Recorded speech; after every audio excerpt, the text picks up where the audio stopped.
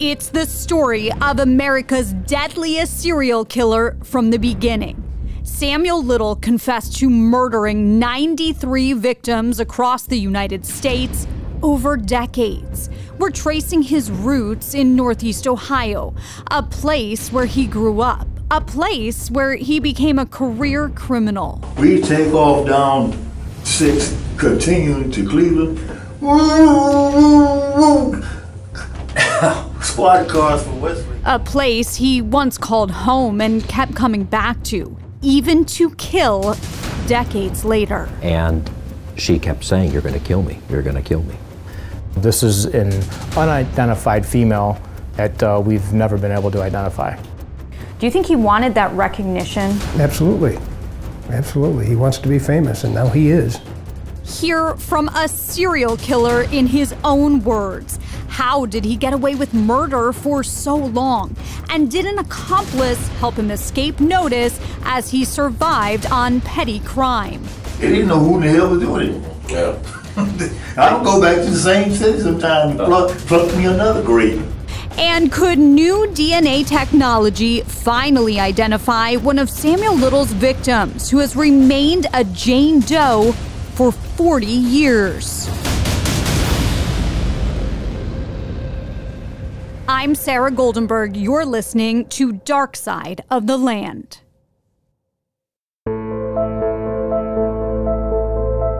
The drawings piled up as the confessions of a serial killer poured out.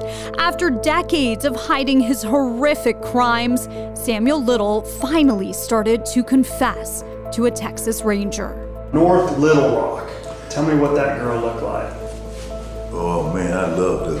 One by one, he went through unsolved murders across the country. While we were dancing, she says, you want to go riding after this, after this party's over? Little drew colorful sketches of his victims along the way.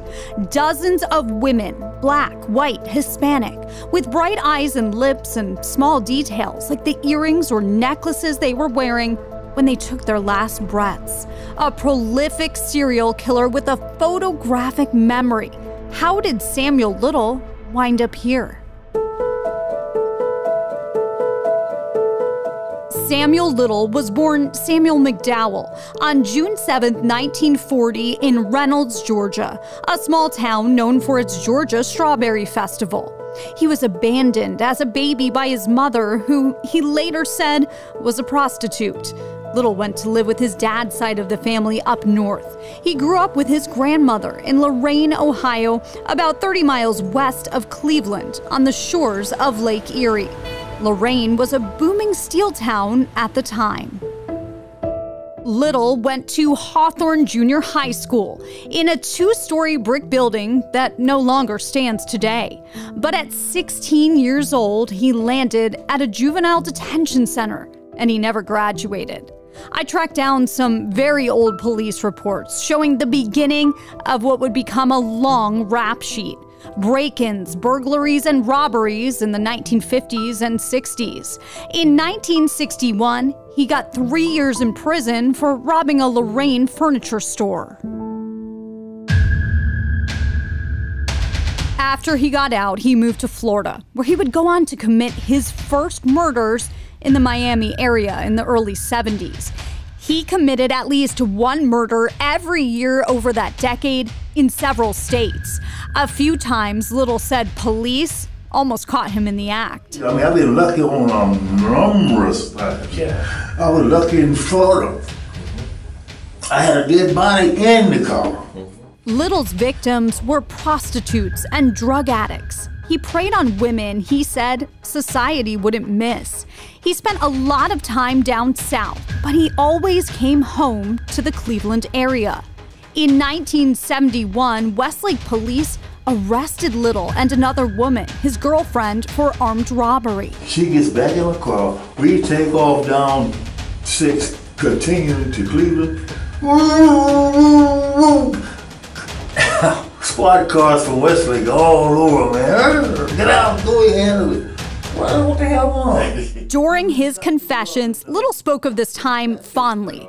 That robbery landed him in the Slammer, where he met another woman who would change his life. Remember that old county jail? Oh, yeah. You could talk up and sit in the hole. Her name was Aurelia Jean Dorsey, and she may have helped him get away with murder, according to prosecutors. Conditions of the jail were so bad and it was so dilapidated that they could talk to each other through holes in the ceiling. Jean was the cellmate of Little's girlfriend. She told Little his girlfriend, who was also charged in the robbery, was going to testify against him at trial. Back in 2019, Rick Bell learned all of this while questioning Little. At the time, he was Special Investigations Chief with the Cuyahoga County Prosecutor's Office, looking into 2 unsolved homicides in Cleveland. So Sam Little actually called this new girl in his life, named Jean, to the witness stand, and he beat the rap. She was 30 years older than him, but from that point on, because she showed him loyalty, he wanted to be with her. Jean and Sam became inseparable after they got out of jail, spending their time shoplifting together. For him, killing in different cities was easy because he was a parasite on another woman who would drive him around the country as she stole from department stores. Little explained to Bell how it worked. She'd go around the stores and stuff and get the clothes and stuff. And at night when she come in, I'd be in the motel. And he would help her sell all of the items that they stole at night. He'd put her down to bed in the motel room at 11 o'clock, and then he would go, as he says, catting around. Jean would bail her boyfriend Sam out of jail. They had a little network, huh? Yeah, we had a little network All across. from south to the north. But when he went out at night, he was doing more than stealing. She knew you were going out with women. Yeah, she knew. She didn't know that there was like killing going on. No, she didn't know I was going that far. That's something Bell found hard to believe. He said Jean even cleaned Little's bloody vehicles once or twice. Jean was with Little for 15 years before she died of natural causes. So the question remains whether or not she really knew or maybe suspected, but he chuckled about that. As the killings continued, there were survivors left behind. In Missouri in 1976, Little choked, beat, and raped a woman who got away and called 911. Police arrested him, but he only spent a few months in jail. Little told prosecutors he let some women get away because he thought he loved them like Jean. Were there times when you let people away? Let them get away? Oh yeah, several survivors. They call them survivors. And that wasn't the only missed chance to get this violent predator off the streets. The killings could have stopped in 1982 when police in Pascagoula, Mississippi arrested Little for the murder of Melinda Lepre. But they didn't have enough evidence and he walked free. A jury also found him not guilty in 1984 for a Florida murder. That's around the time Little decided to come home again. He hit the Higbees at Midway Mall in Elyria, Ohio, shoplifting 14 pairs of jeans worth more than $300. But he got caught. I picked him up at the mall. I drove him to the police station. I tracked down the Elyria detective who made the arrest back in 1984. He's now retired. He was very articulate and very cooperative. He was just a very easy guy to get along with. Alan Leiby spent more than 20 years working for Elyria police. Decades later, he still remembers running into Little, and something strange about him stood out. There was something about this guy that just made me uncomfortable, and I've jokingly said it made the spidey sense tingle. We looked through his police report together. Little listed his occupation as a self-employed painter. He said he used to work for U.S. Steel and liked fishing. He also said he'd been married once. But there was a special note from Leiby himself in the report.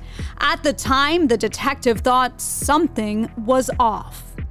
It was so unusual that I felt the need to add additional information in the report.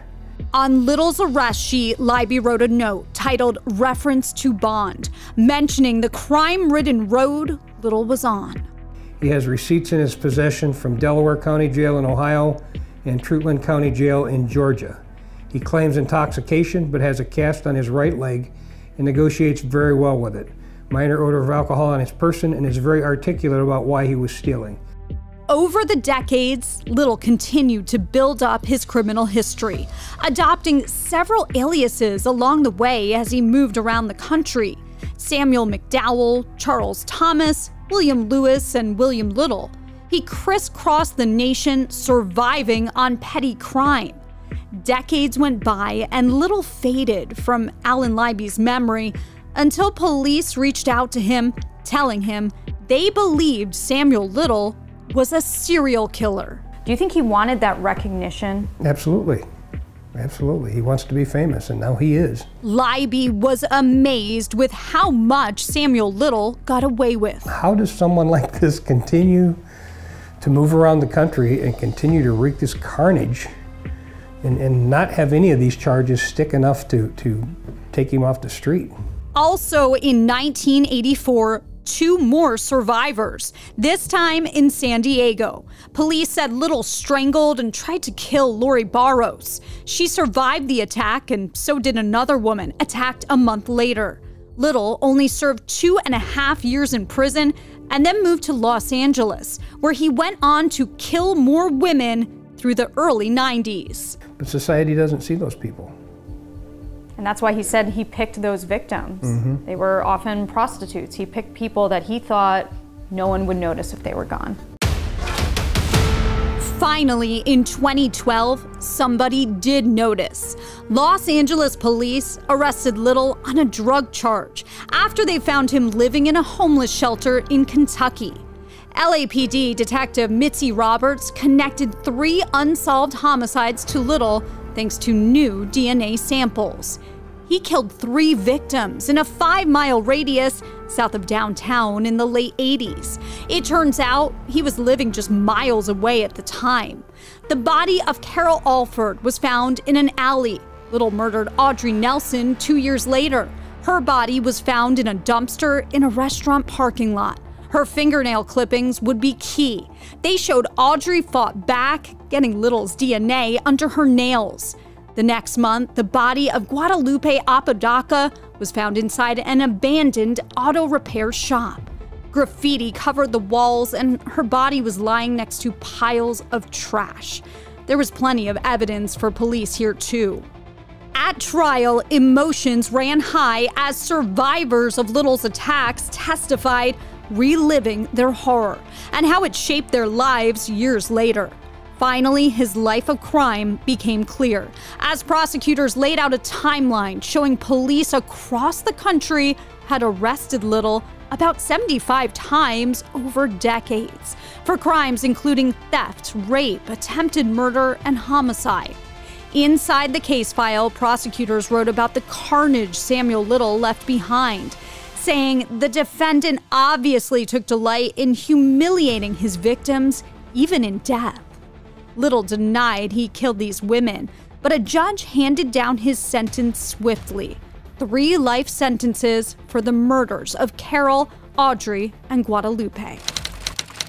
This big break, the LA murders, would soon lead to dozens of breaks in cold cases across the country. LAPD asked the FBI's Violent Criminal Apprehension Program, known as VICAP, for a full profile on Little, and they found an alarming pattern after FBI analysts matched up Little's criminal history and time in each state with other unsolved homicides across the country. That discovery was groundbreaking, helping other investigators connect the dots to their cases, unraveling a web of unsolved homicides that crisscrossed the country. And one of those cases in West Texas would be key to getting Samuel Little to crack. Several years later, in 2018, Texas Ranger James Holland picked up that VICAP bulletin from the FBI and made a connection to one of his cold cases. Denise Christie Brothers was found strangled to death in a vacant lot in March 1994 in Odessa, Texas. She was working as a prostitute and had vanished a month earlier. But the case went cold as the years passed by, until Holland realized Samuel Little had been in West Texas at the time of Denise's murder. So he flew to that California state prison and met Little face to face, ultimately getting a confession to Denise's murder.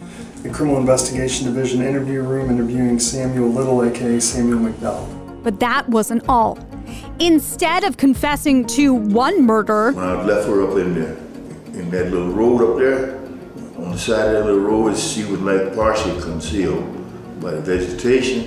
Little started confessing to dozens. Pulled up her body out and rolled it down there, and I heard a secondary roll of noise. That meant she was still rolling. Well, tell me about this girl. What does she look like? The Texas Ranger spent more than 700 hours with Samuel Little, developing a friendly rapport with him. They called each other Sammy and Jimmy. And as always, Sammy, who steers the boat? Mm-hmm. You want to go back, you just say, I want to go back to my hotel room. You don't want to talk. Mm-hmm. Whatever Sammy wants, Sammy gets. You are the captain of the ship, my friend. During that time, Little confessed to 93 murders in 19 states. So then this opportunity popped up. Spanning from 1970 to 2005. For a lot of them. He told Holland he killed the most in Florida and California. Runs in the alligator alley. After years of lies, you may be wondering, how could Holland believe Samuel Little was finally telling the truth? The Texas Ranger said he was sharp and smart, and his photographic memory of the crimes stood out. Little started drawing his victims from memory. They're frozen in time, exactly the way he remembers them. After that, the floodgates opened, and detectives across the country started pouring through their cold cases to see if they could make any connections. Tell me about your Buckeye State. How many did you have in Ohio, in the great Buckeye State? How many women did you victimize in the great Buckeye State? 3. Over time, we learned 7 of Little's victims were from Ohio. 3 of them were killed in Cleveland. Special Investigations Chief Rick Bell and investigator Jack Bornfeld were with the Cuyahoga County Prosecutor's Office at the time. They hopped on a plane to Texas as soon as they could to meet Little face to face and hear his confessions. They'd been corresponding back and forth with the FBI and making connections to their own cases. Little had one condition for his cooperation. He asked prosecutors not to seek the death penalty, and they agreed. Can I show you something? Yeah. Remember who this handsome devil is? Yeah. Oh, no, who is this, me? That's you. We got a hold of the case file. In the video recordings from the prosecutor's office, Little didn't look as young and powerful as he once was. He looked like someone's grandpa, except for the gray striped prison jumpsuit he was wearing. His wheelchair was tucked in the corner of the interrogation room. He sat across the table from Bell and Bornfeld, and the small talk was easy with his hometown investigators. And he was looking forward to meeting us from Cleveland because he had been here from Cleveland and he wanted to talk about the Cleveland Browns. First, they questioned Little about 21-year-old Mary Jo Payton, found murdered in 1984 on the east side of Cleveland. They handed Little a photo of her. Jimmy told us you also talked about a young lady that you dumped down a stairwell. Yeah, a girl. That was a white girl? Yeah, she was white. Little talked about the attacks matter-of-factly, like you might talk about what you did last weekend. He was easygoing, friendly, and laughing a lot. At this point at his age, maybe he felt like he was already caught and he had nothing to lose. Luckily for investigators, he remembered a lot. In this case, he's talking about a murder he committed more than 30 years ago. A warning, these details are disturbing. Does she look familiar to you at all? Yeah, this is her. That's her? He met Mary Jo at a bar. And she saw me and we made a date, and then she got in and she didn't want why had me over there where he was found at. It was an industrial part of the city, not far from the greenery of Rockefeller Park and the Cleveland Cultural Gardens. It was a factory that we provide. It was vacant though. It wasn't running. Anyway, I threw her down when we got over there, we did our thing and choked her out. And then took her body and the car was parked right next to the stairway. So I threw her down the steps. Okay. And she went down to the bottom. One day, a worker noticed a foul smell and found a woman's body in a stairwell out back of an old brick building surrounded by trees and bushes. It used to be Madison Equipment Company. The victim was decomposed and naked from the waist down. Prosecutors kept pressing Little for details to make sure his confession was accurate. I will show you some photos, see if it ring a bell with you, all right? Okay. Does this look familiar to you? The stairwell's over here. Yeah, the car was over here too. My car was over there. Mary Jo's body wasn't discovered for at least 2 months after she died. The medical examiner couldn't identify her and ruled her cause of death undetermined. She was a Jane Doe. Police released a reconstruction of her face to the newspaper in hopes someone would recognize her, but no luck. After that, her case went cold for years. So it did not go into the homicide files. It went into a separate cabinet called undetermined murders, and that one was difficult to find. 8 years passed, and in 1992, a fingerprint scan by the FBI finally gave this woman her name back. She was Mary Jo Payton, but her case remained unsolved. That's around the time Samuel Little murdered a second woman in Cleveland, Rose Evans. This one is later on, around 91, 92. Remember some young lady who dumped in them tires? With the tires? Oh, that's her? Well, yeah, you tell us, okay? There's a couple of different pictures of her. See oh, God, yeah. Look at them, that's her. What do you remember about her? Them eyes and that face. Rose was married, originally from Pennsylvania. Someone walking on East 36th Street in Cleveland found her body in a vacant lot near crumbling sidewalks and overgrown brush. She was face down with 2 large truck tires placed over her. You had to have been there to know about what happened. None of this was in the public knowledge. Rose had been dragged 50 feet from the street to the field. She was wearing a blue shirt. Her pants and shoes were found soaked with blood. She had been strangled. Rose Evans did not wish to get in the back of the van with him. And she kept saying, "You're going to kill me, you're going to kill me." I see him on the neck like that. Little revealed to investigators he's obsessed with women's necks. An obsession, he said, that started when he was young. Depends on how a neck looks. Right. A woman got a smooth neck and turned, so you pick them out by the way that their neck looks, because if the neck looks good, then there might be somebody that you want to have sex with, or somebody that you might want to kill. What's the thought? Both. He went on to explain how he chose his victims. Long as you didn't go around out there with them people that would be immediately missed, and very important to either family or business or somebody. Yeah, you got pretty good at knowing which ones. Months and months later, it was time for Little to face a judge at the Cuyahoga County Common Pleas Court. But his hearings were held remotely, like so many others across the country, because Little had confessed to so many killings. So you are not going to have a trial in this case, and you understand that? Sir. Sir, how do you now plead to count 1, the aggravated murder charge causing the death with purpose and prior calculation and design of Mary Jo Payton, sir? How do you plead, guilty or not guilty? Guilty. Did cause the death of Rose Evans. Guilty or not guilty? Guilty. Little was sentenced to 2 consecutive terms of life imprisonment for their murders. But Mary Jo and Rose weren't his only victims from the Cleveland area. Little also confessed to killing another woman in the city, but he couldn't remember the exact year he killed her or where he left her. I think about it all the time. Here's Rick Bell again. Little says that he killed a 19-year-old-ish African-American female around East 39th and Broadway. He picked her up, and she was dressed nicely with high heels and with a dress. Little says police drove by when he was in the middle of killing her, so he was rushed.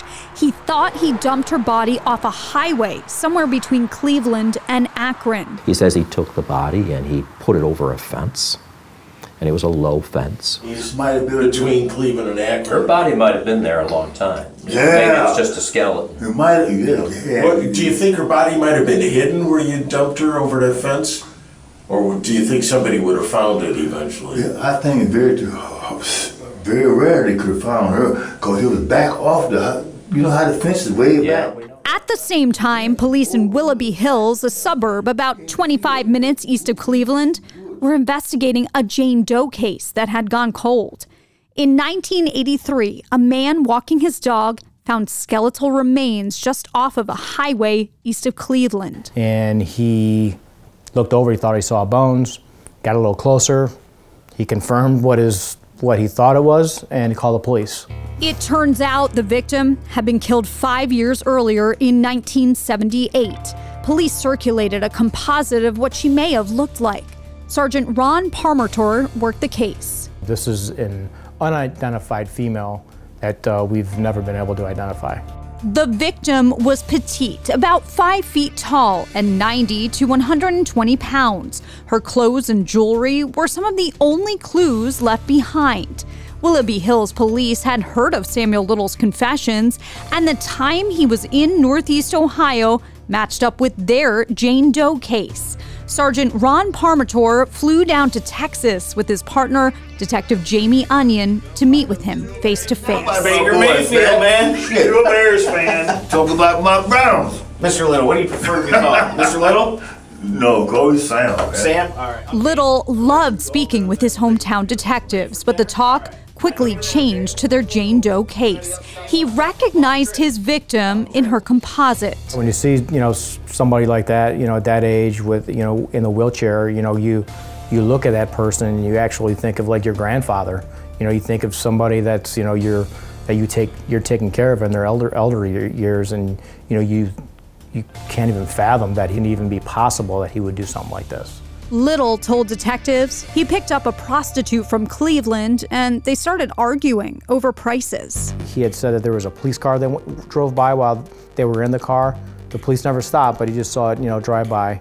And he said shortly after that, they were again having a discussion about, services, and he just reached over and choked her to death. He said that he drove down towards Akron. He said he got about 5 miles outside the city of Cleveland is when he decided that he was going to stop on the side of the highway and dump the body.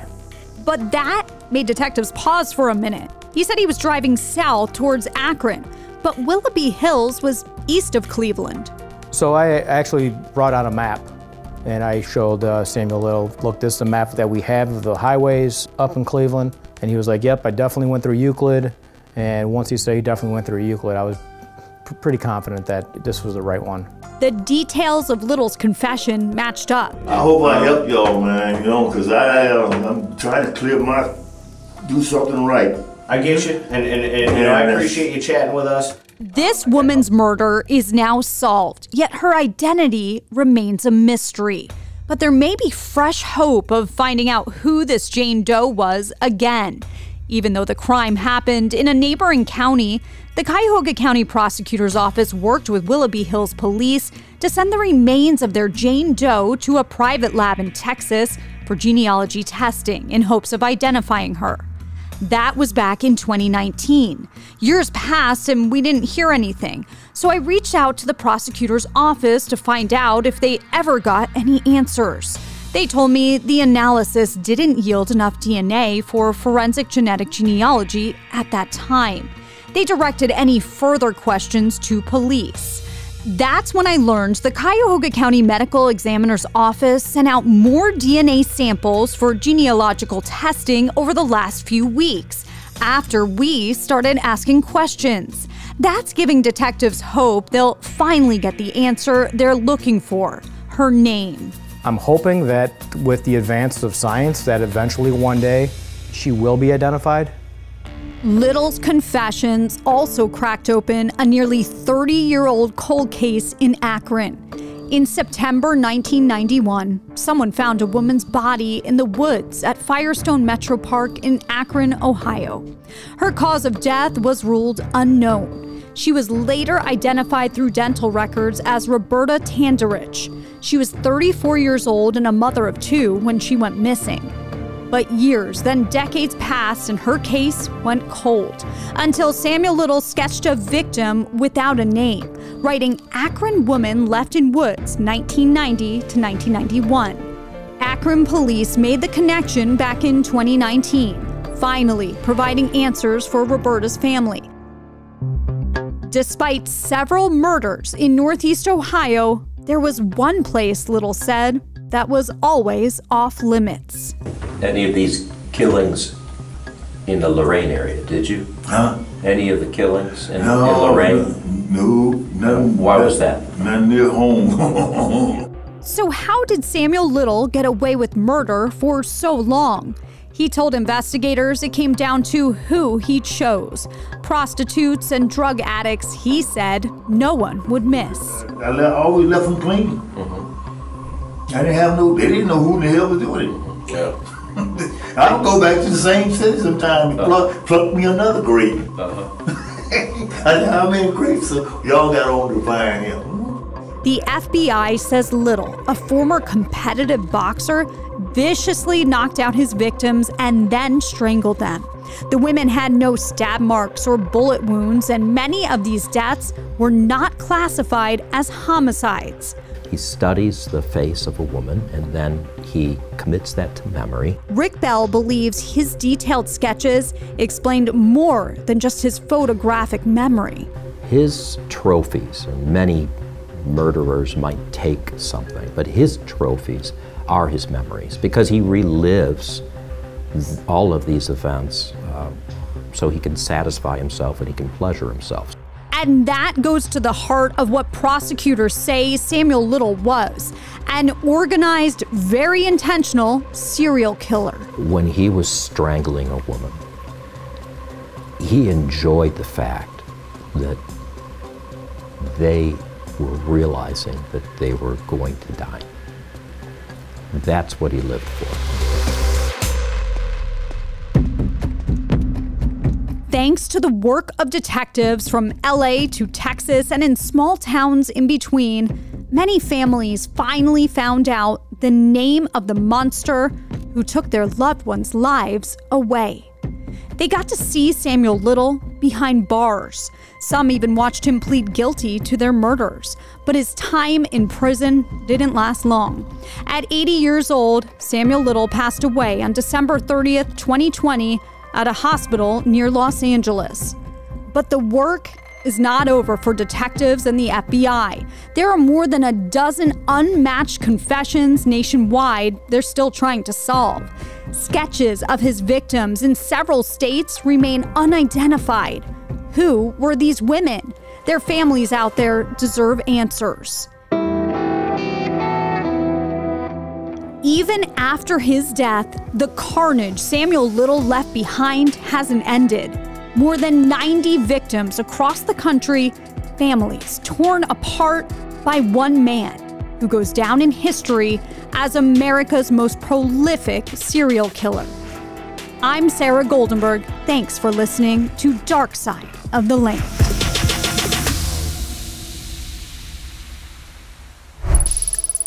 Subscribe now for future episodes and find more Dark Side of the Land and photo galleries related to these cases at cleveland19.com.